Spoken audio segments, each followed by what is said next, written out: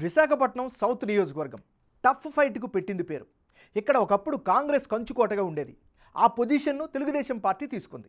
గత 2 ఎన్నికల్లో వరుసగా గెలుస్తూ వస్తుంది. మరి ఇప్పుడు విశాఖపట్నం సౌత్ నియోజకవర్గం ఓటర్ నాడి ఎలా ఉందో తెలుసుకునే ముందు 2019 అసెంబ్లీ ఫలితాలను ఒకసారి చూద్దాం. 2019 అసెంబ్లీ ఎన్నికల్లో విశాఖ సౌత్ నియోజకవర్గంలో తెలుగుదేశం పార్టీ విజయం సాధించింది. టీడీపీ అభ్యర్థిగా బరిలో దిగిన వాసుపల్లి గణేష్ కుమార్కు 41% ఓట్లు సాధించి గెలిచారు. అలాగే వైసీపీ నుంచి బరిలోకి దిగిన ద్రోణంరాజు శ్రీనివాస్ 39% ఓట్లను రాబట్టగలిగారు. జనసేన నుంచి పోటీ చేసిన గంపాల గిరిధర్ 14% ఓట్లు సాధించి టఫ్ ఫైట్ ఇచ్చారు. కాపు సామాజిక వర్గం ఓట్లు గంపగత్తుగా పడడంతో సత్తా చాటారు. మరి ఈసారి ఎన్నికల్లో విశాఖపట్నం సౌత్ సెగ్మెంట్లో రాజకీయం ఎలా ఉండబోతుందో big TV exclusive detailed election సర్వేలో వెల్లడైనటువంటి అభిప్రాయాలను ఇప్పుడు పరిశీలిద్దాం. వైఎస్ఆర్ కాంగ్రెస్ పార్టీకి చెందినటువంటి నాయకుడు వాసుపల్లి గణేష్ కుమార్.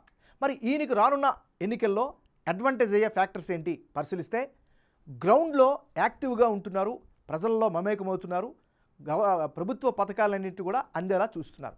ఇది ఈయనకు ఉండేటటువంటి ప్రధానమైనటువంటి బలంగా చెప్పుకోవచ్చు.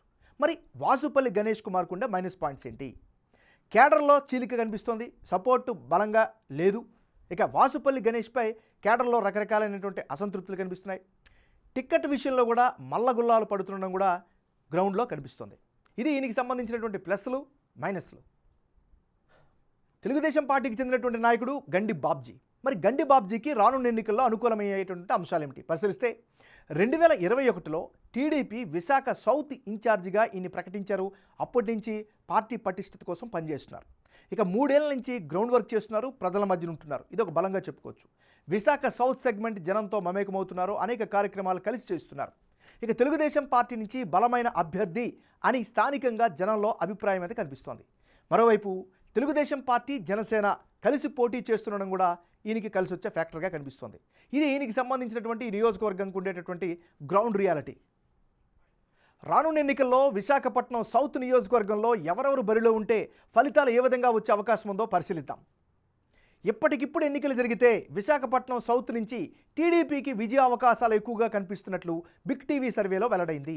ఒకవేళ వైసీపీ నుంచి వాసుపల్లి గణేష్ పోటీ చేస్తే ఆయనకు 40% ఓట్లు, టీడీపీ నుంచి బరిలో దిగే గండి బాబ్జీకి 51% ఓట్లు, అలాగే ఇతరులకు 9% ఓట్లు వచ్చే అవకాశాలు ఉన్నట్లు సర్వేలో తేలింది. టీడీపీ జనసేన కలిసి పోటీ చేస్తుండడం విశాఖ సౌత్లో టీడీపీ గెలుపు అవకాశాలను పెంచుతున్నట్లు సర్వేలో తేలింది. 2014 మాదిరిగానే ఇప్పుడు కూడా వార్ వన్ సైడ్ అయ్యే ఛాన్సెస్ కనిపిస్తున్నాయి.